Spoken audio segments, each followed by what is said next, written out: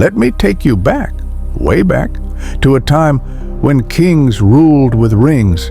Lions were part of royal architecture, and loyalty could either get you a promotion or a one-way ticket to the afterlife. This was the era of King Darius, ruler of the mighty Medo-Persian Empire, a man who could sneeze and someone somewhere would write a law about it. And in this empire lived a man named Daniel, the kind of man you couldn't bribe, bully, or buy. If Daniel were alive today, he'd be the guy whose name your boss mentions whenever they say, "Be like Daniel." Daniel doesn't come late. Daniel submits reports before deadline. King Darius liked Daniel a lot. The kingdom had about 120 administrators, think of them like senators, but Daniel stood out. The man was sharp, clean record, excellent spirit. So, the king thought to himself one evening, probably swirling a cup of wine, what if I make Daniel in charge of the whole empire? The man has sense, and that, my friend, is how Daniel's promotion became his problem. The other administrators didn't like that, not one bit. "Why, Daniel?" they grumbled. "He's a foreigner. He doesn't even eat the king's food, always talking about some Hebrew god." They began watching him day and night, work and home. They checked his books, no fraud. They spied on his meetings, no secret deal. They asked his assistants, "Anything on him?" "Nothing, sir."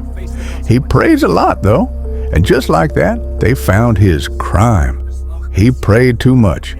Imagine that. In a kingdom full of people bowing to idols and ego, one man talking to God 3 times a day became the threat. Daniel's life was simple. He worked, he served, and he prayed. 3 times a day like clockwork, he opened his window facing Jerusalem, the city of his people, and knelt to talk to his God. Some of the royal administrators were fuming. They were tired of seeing Daniel's name on every commendation scroll, and so began the most ridiculous boardroom conspiracy in Bible history. Late one evening, in a candlelit chamber, smelling of sweat and suspicion, a group of high-ranking officials gathered. The leader, a chubby man named Arvash, slammed his hand on the table. "We've searched his accounts. No fraud. We've checked his attendance. Never late. The man doesn't even accept free wine at staff parties. What do we do with this Daniel?" Another replied, "There's only one thing he does religiously. He prays. Always to that God of his, morning, noon, and night." Then a devilish grin spread across Arvash's face. "Then that's where we'll trap him. We'll make his faith illegal." Everyone laughed. It was the kind of evil laugh that echoed like thunder in empty hallways. The next morning, they dressed their best and marched to the royal court. "Long live King Darius," they chorused, bowing so low their knees almost kissed the marble floor. Darius smiled. He liked loyalty, or at least what looked like it. Then they said the magic words that melt every ruler's heart. "Your Majesty, you are great. No one should pray to any god or man but you for 30 days. Let your name be honored above all." You could almost hear the flattery sinking in like honey on a hot cake. Darius chuckled. "Only me, huh?" "Yes, O king, only you. Whoever disobeys should be thrown into the lion's den." The mention of the lion's den caught everyone's attention. It wasn't just a zoo, it was a royal execution chamber. Hungry beasts kept for political purposes. Darius, still flattered and not thinking too deeply, signed the decree. His royal seal pressed onto the parchment. And just like that, the law of the Medes and Persians, unchangeable, irreversible, and freshly stamped with pride. The moment the ink dried, the conspirators exchanged glances that said everything. They'd done it. Daniel's prayer life had just become a capital crime. That evening, Daniel heard the news, a new law. No prayers to any god or man except the king. For 30 days, he didn't panic.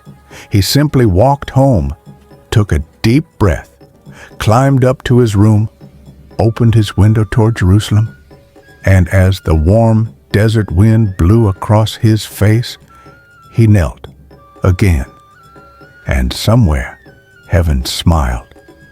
Of course, his enemies were already waiting. They hid behind walls, pretending to inspect the city, but really eavesdropping on Daniel's prayers. They peeked through the window like paparazzi, and there he was, Daniel praying as usual, calm, peaceful, oblivious to the trap. They jumped out, shouting, "Aha! We got him! Disobedience to the king!" Then off they ran, sandals flapping, straight to the palace. "Your Majesty," they cried, panting, "did you not sign a law that for 30 days no one should pray to any god or man except you?" "Yes," said the king, "and it cannot be changed." Then they said, "Daniel, that Hebrew exile, pays you no attention. He still prays 3 times a day." And suddenly, the king's smile disappeared. He realized what had happened. His favorite advisor, his wisest man, they had used him to destroy him. All afternoon, Darius tried to find a loophole. He called the lawyers, the scribes, the elders. Is there any way to reverse this law? But everyone shook their heads. "O king, the law of the Medes and Persians cannot be changed." Even the king couldn't unsign his own pride. As sunset approached, his heart sank deeper. He gave the order he never wanted to give. "Bring Daniel." Guards marched Daniel forward. Chains clinked softly around his wrists. Not the heavy iron of a criminal, but the ceremonial kind meant for royal offenders. A crowd had gathered, buzzing like market gossipers at closing time. So this is how the mighty Daniel ends? I told you, no one disobeys the king and lives, but they say he prays to one invisible God. Invisible? Then let's see if that God will show up tonight.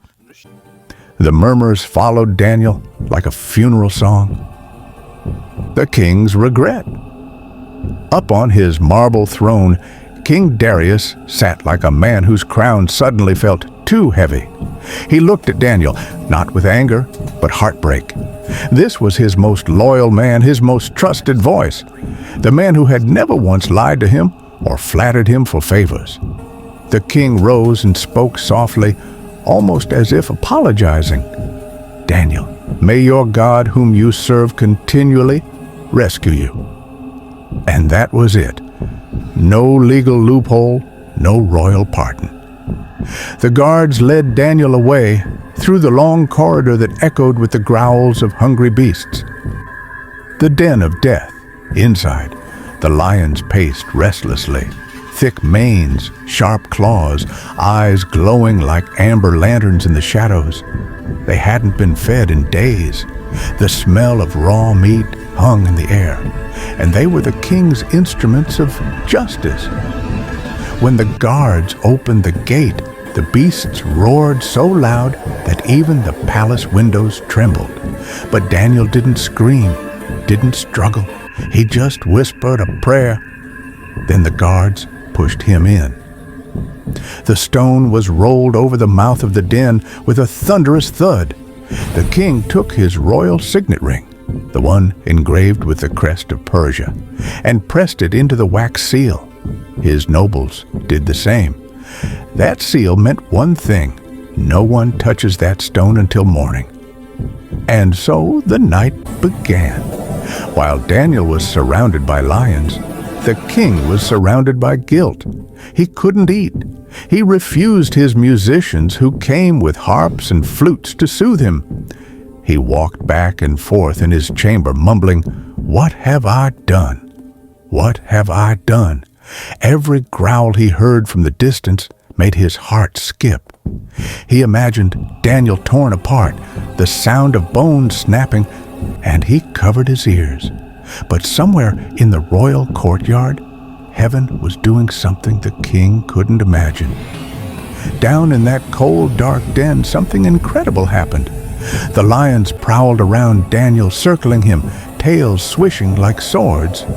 One came close, its breath hot and heavy. Daniel looked up, calm but trembling inside. Then, in that instant, light filled the darkness, a warm golden glow. An angel stood beside him, not a ghost, not a vision, a real radiant being with calm authority and a presence that silenced chaos itself. The lions froze. Their growls turned into low whimpers, then quiet breathing. They lay down, heads resting on their paws, like oversized kittens at peace. Daniel sat down too, leaning against a rock.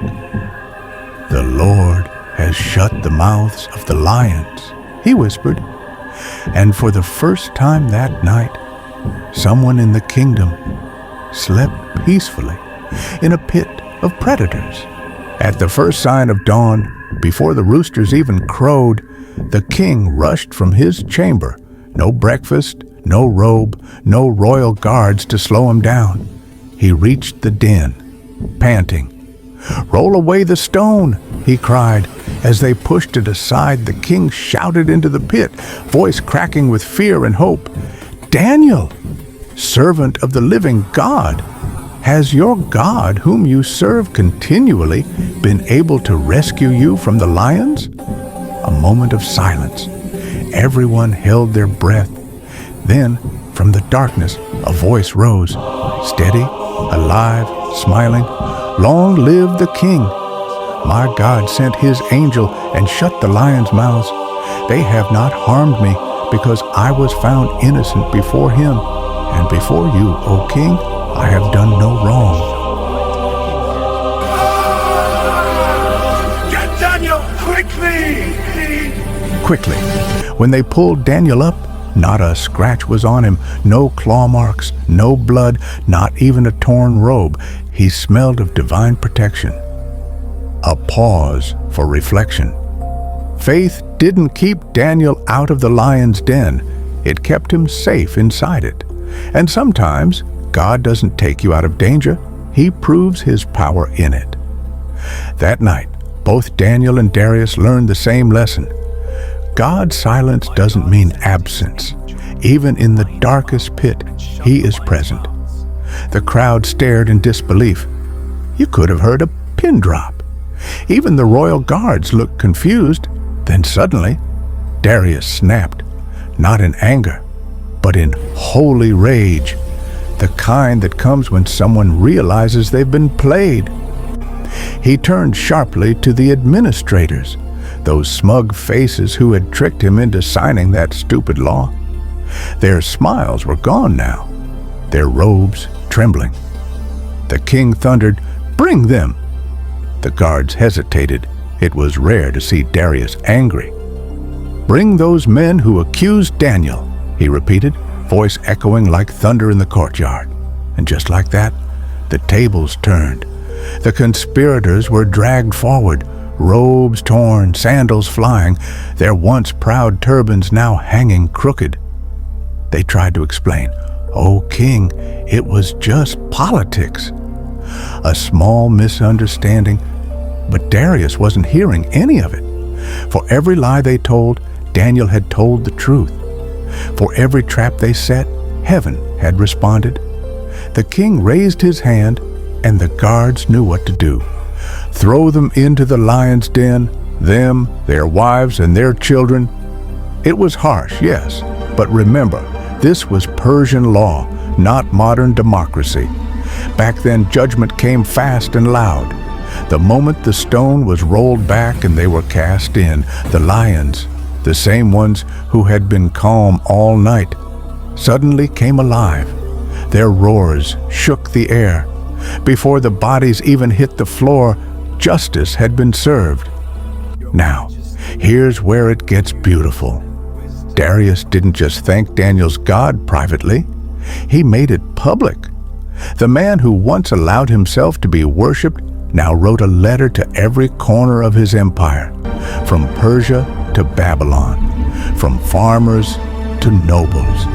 He declared, "I issue a decree that in every part of my kingdom people must fear and reverence the God of Daniel, for he is the living God and he endures forever. His kingdom will never be destroyed, and his dominion will never end. He rescues and he saves. He performs signs and wonders in heaven and on earth.